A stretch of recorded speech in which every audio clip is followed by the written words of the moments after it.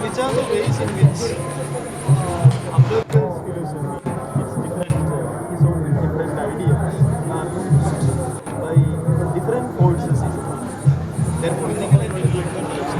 We have found that in the past 10 to 15 years, over the period, actually Ambedkar is appropriated by anyone, mainly by Dalit organizations, and then by Marxists in various ways, and Muslim organizations in a different way. And recently, Hindu organizations also started appropriating. This is a kind of a departure. Some of you may know Arun Sudhi's book on worshipping false gods written on the So, against this background, if you look at, there is a kind of a change in their approach towards it. So, different books of Ambedkar may be interesting for different group of readers and different group of political organizations. For example, if you look at Marxist, I think that they will find more interest in state and also one of the draft of directive principles of state policy prepared by Ambedkar with a demand that these directive principles of state policy containing social and economic rights, including right to work, should be made justiciable. That is one of the major contribution of Ambedkar to the development of Constituent Assembly debates that I consider, but it was not realized. Economic rights were not justiciable under Indian Constitution, despite of its chief architect was demanding for it. That is why Ambedkar, if you look at the Constituent Assembly performance of Ambedkar, partially he also agreed several times that he was not able to bring everything that he had in mind before the entry into the Constituent Assembly into the written document of Constitution of India, but partially. But where he was more concerned, or much concerned, on getting a kind of representation right for Dalits, he was the foremost success. There is the representation right for Dalits, its right can be divided into distribution and representation. Distribution, the representation right actually is success. Without him, I don't think that Indian Constituent Assembly members will. The entire scheme of debates we listen to, it is very difficult to see without Ambedkar. Dalits will have got right to representation. That is why on the one side he was very much successful, but on the other side actually he was partially a success. For example, distribution related to land property right for that way. If you look at actually Ambedkar was only success in the as he was a member of the Constituent Assembly because he couldn't see that there was much resistance. And this is the, if you want to get a picture of what Ambedkar's vision of economic policy or economic rights or economic issues, etc., you have to read a state and minority pamphlet or a kind of a memorandum submitted by him to the assembly earlier, not assembly but British government earlier. In that you can see there are several similarities between Marx's position on economic policy and Ambedkar's position, including nationalization of land and also promotion of working class cooperatives, peasants cooperatives, peasant workers and peasants agricultural cooperatives. These are the two, and also full subsidy of education with natives to Dalit or other deserving sections of socially backward. This was one of the interesting points that always make any Marxist get a kind of inspiration or a kind of a supportive argument from Ambedkar. And also I don't think that people now are focusing more on the contradiction between Ambedkar and Marx. But I think that this is a time for thinking of the complementary ways in which act. And also I think that it is familiar to Anand Kakinte's writings, one of the scholar of the intellectuals that I prefer. That may be my subjective research. But if you look at that instead of this projecting Marxism and Ambedkarism as two binaries, instead of that, actually, Katunde is bringing certain kind of complementary ways in which Marxism and Ambedkarism work. There is a thought like Ambedkarism works. And second type of argument, which one I would like to add, because that is also a kind of argument came up. Ambedkar as a neoliberal. That argument also came up recently, mainly from another group of Dalit intellectuals, Chandraban Prasad and others.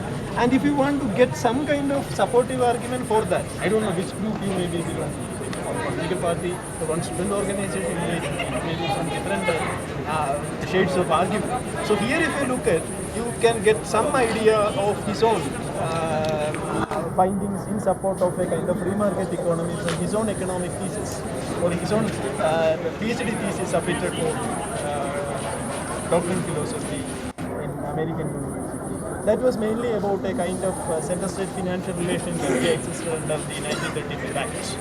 So that actually followed a kind of liberal or classical or neoclassical political economy of center-state finance. In that way, actually, people are telling that he is supporting. But anyway, that thesis actually came in the beginning of his intellectual career. But towards the end of his career, we can see a transformation in Ambedkar under the influence of his own teacher, Vivek, regarding his position on social democracy. Because that is why we can say that a kind of a transition from that type of an intellectual to a kind of a social democratic, somebody call it like Fabian economics or Fabian socialism. This kind of a transformation you can see. And also some scholars working on Ambedkar philosophy says that he had a work to complete on Marx, bringing Marx and Buddhism in a dialogue or in a kind of a dialogic way. He wants to bring Marxism and Buddhism, the principles together, etc.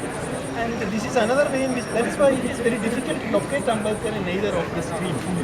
So we will have to see his transformation, and that may be giving us some fluidity in understanding Ambedkarian thoughts, rather than fixing the rigidity according to our own intellectual positions. That's what I think that this kind of a collective take an indicative. Understanding Ambedkar thought includes fluidity rather than taking it as a fixed, rigid category of thought suitable to our purpose. Anyway, appropriation, selective appropriation, everything is fine, but the starting point should be like any other national leader, because national leaders, if you look at India's national leaders, what we think if it is Nehru or Gandhi or whoever, then all of them can be understood in these ways. This is giving an advantage for the left and the right to appropriate them. That's the interesting. Recently, you have heard about the BJP is celebrating the birth anniversary of Sardar Patel, and also they forget the fact that actually Patel was behind the Constituent Assembly's agreement to Article 370. That's why sense of history is totally lacking when we are selectively taking up. That's why, because in the action there is a long story behind that, because when the Assembly was debating on this Article 370, Nehru was absent in India. But Nehru actually insisted on this. Farooq Abdullah was present, but Assembly members totally were against it. Ambedkar was also not in support of 370. That BJP is using. Anyway, that I will come to point later. So this story actually went in a different way, because in the beginning actually Patel was also against that Article 370, but he found that Farooq Abdullah would leave. And also this was a decision to grant Kashmir 370, separate the constitution and all other special powers, was part of the governmental decision, and Sardar Patel decided that even in the absence of Nehru, it is his duty, he was Deputy Prime Minister, to defend this clause in Constituent Assembly of India. He became the defender of Constituent Assembly, its article in Constituent Assembly of India, and actually he was able to bring back Farooq Abdullah by sending a messenger, and also the Constituent Assembly also agreed. This long history actually did not give us a space for fixing them in a particular political framework. And second issue related to the way in which actually Dalit organizations are using it. Because when I talked about which the selection of reading is from Ambedkar, actually I found this, because one person interested in this kind of Dalit identity politics suggested me annihilation of caste. One person who is interested in Marxist philosophy suggested me to read State and Mind. From then onwards, I was in a state of mind that Ambedkar can be read differently by different organizations from different ways.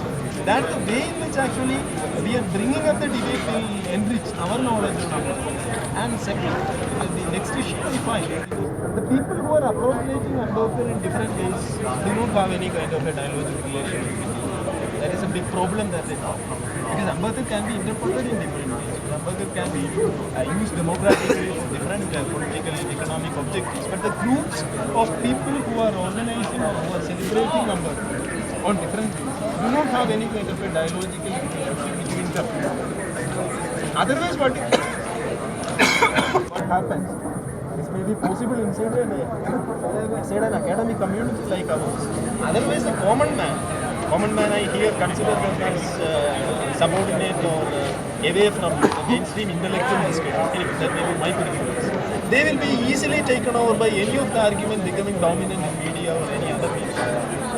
That is the biggest danger that is happening now.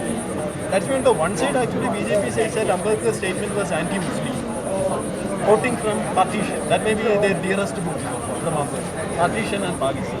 Before that and after he has written many things. That is why the entire corpus of Ambedkar placed in 10 volumes recently, more than 10 volumes recently. If you read or if you see the entire purpose of his work, you can see immense diversity in his own thought. But anyway, a central element may be the caste. Central element may be the caste. Otherwise, his contribution is ranging from different topics to so here actually in the partition, that we should, I think that most of you may be coming from the organization. So I think that this is very interesting because the way in which actually Ambedkar speaks about Muslims, I am not telling that he is speaking against Muslims. That is why I told when the speakers, when the organizers asked me to suggest a title, I said contextualization of Ambedkar is necessary. If you contextualize Ambedkar, actually wherever he refers Muslim, is actually Muslim League of that period. And also the orthodox sections of Muslim community of that period, not a kind of a generalization of Muslims as a whole. And also, when this kind of an argument in favor of argument means this kind of a propaganda in favor of Sanghavarivar came in 2011 before. Actually, Asghar Ali Engineer has wrote a piece related to because in different sections actually the book has 5 or 6 sections, and in each section actually Ambedkar presents what he feel from the point of view of hermeneutic research, etc. What the Muslim feel about Muslims' position in India in certain parts. That is not actually what Ambedkar feels about. That's why he was actually placing the arguments of Muslim League without quoting them in this argument in one section. That can be used by Muslim League and its followers now if they are in Pakistan or somewhere to say that Ambedkar should quote them. And also in certain sections actually Ambedkar argued certain kinds of things which doesn't have any kind of religious color at all. For example, he was talking about the necessity of social reform in every religion, including Muslim religion. And also he was speaking about women freedom. This is not against Muslim community, but Ambedkar was taking a position of a modern secular intellectual. And he was arguing the case for women in an individual citizen point of view. Not any kind of a venomous attack on a particular community for treatment because patriarchy doesn't have any religious boundary. Anyway, Ambedkar didn't say explicitly, but he meant to say patriarchy doesn't have any religious boundary because it is across the boundary that patriarchy operates. And also he was another issue because in the Constituent Assembly debate actually when he was speaking about the same civil law for all citizens of India, actually Muslim League opposed. And when it came to the objective of law passed by the first minister in which he was the minister, central government, actually he tried to introduce it at least in the Hindu religion. And that is also an irony of history because the people who are demanding for uniform civil code now from the Hindu organizations stood against him because they were not permitting it in their own religion. Now they demand. That is why what I said, because uniform civil code, if you take into consideration that thing, we are in a dangerous position to say for or against. Secular people are in a very... Otherwise, if you take it in, that's why the position of CPM to me, I think, is more logical to me.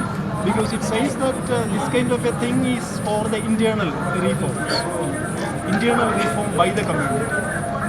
Anyway, that may be a kind of justifiable position that CPM has taken. This kind of precaution we should take before or after replacing the argument that Ambedkar was in favor of uniform civil code at the point of time when he speak about it. At that time, actually, this is not the situation. He also spoke for, that is another argument that many organization outfits are fond of.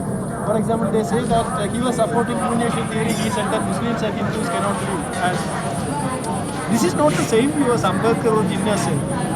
Actually, by the time of this partition, everybody agreed that Muslim population led by Muslim League and also the Hindu organizations, the Hindu population led by some Hindu organizations, they cannot reconcile each other. That's the truth.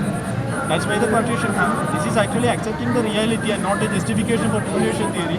And also Ambedkar, in the formative stages of this partition debate, actually he said that there should be a necessity for exchange of population between the countries over the period of time. Then the Sangha outfits found it very interesting because exchange of population, because India really supported to their claim, go, all the Muslims go to Pakistan. And did they accept all the Hindus from Pakistan is not any Hindus in Pakistan. Anyway, this is the way in which actually Sangha outfit is appropriating Ambedkar. And also the way in which we can defend Ambedkar by contextualizing needs reading. That is why I think nowadays it is coming up. Reading Ambedkar carefully and also some other strands of Dalit organization. I can define one modern strand of Dalit movement and the other one is postmodern strand of post-structuralist strand of Dalit movement. I don't think that the post-structuralist strand of Dalit movement will get much from modern Ambedkar. That is a kind of a false promise. I don't think that because Ambedkar in every sense of his philosophy was representing a modern, nationalist, secular, democratic perspective. That's why the movements went for a transformation now. If you look at the Dalit movements in India now, some movements are very modern kind of a Dalit movement. And also some movements are going for a kind of post-structuralist, postmodern type. But the way in which actually postmodernism or post-structuralist framework Ambedkar can be placed, to what extent? And also I think there is no much difference between this kind of sharing modernity by Ambedkar and Nehru, other than Ambedkar's preference for caste, or Ambedkar's emphasis on caste. I think Nehru minus caste is nothing but Ambedkar. And also if you look at state and minority, the vision of, because people now are talking about the Nehruvian socialism. Actually state and minority, if you read, it was in the document that he also argued for the same. But the term was given like Nehruvian socialism. I don't know whether some caste implication was involved in that. Because before Nehru came to formulate the planning commission and all, Ambedkar made all these points there because it's state and minority.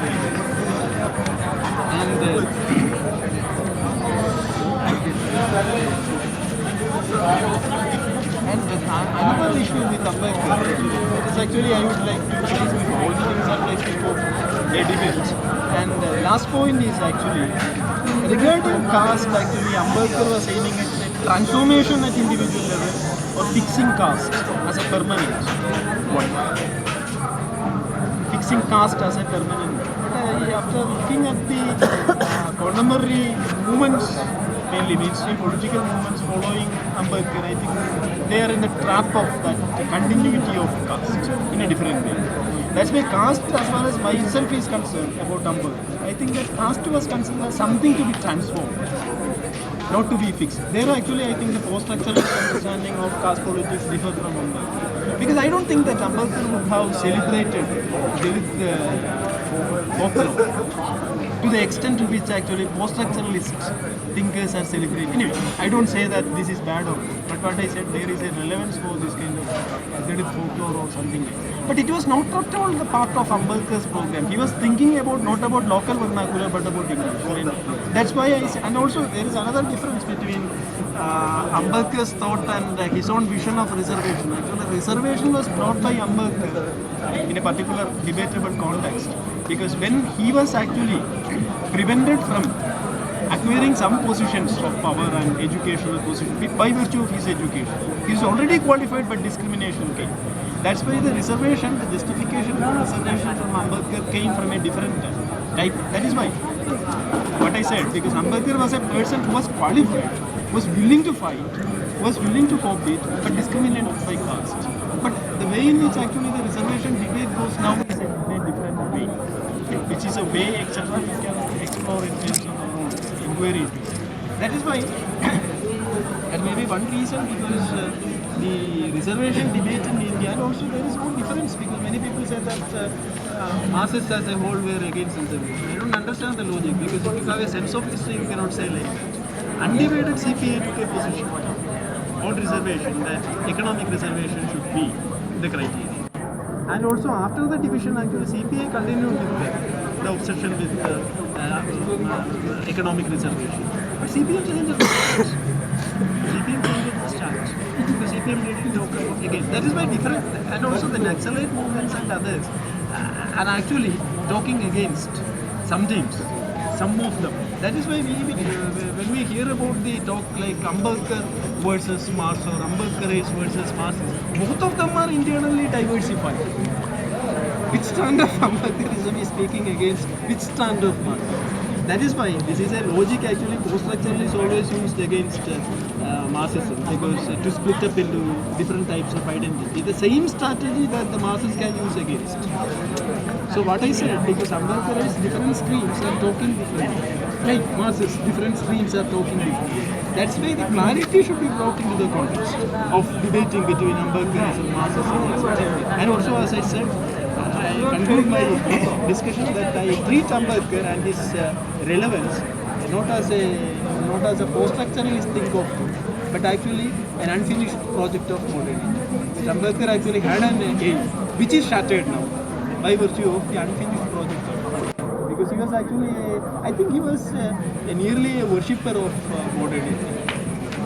Next to Nehru, because Nehru on the one hand compared some romanticism with modernity. Ambedkar always was standing for the height of modernity. I am critical of that or you are critical of that. That's a different thing. That's why Ambedkar is considered as a modern and a secular nationalist, not something different. That's why the suitability and non-suitability of Ambedkar to the sheer post-structuralist identity to which is down. And also the way in which they appropriate it is interesting. If somebody wants him like that, this will be a Herculean task. Place Ambedkar in a very post-structuralist.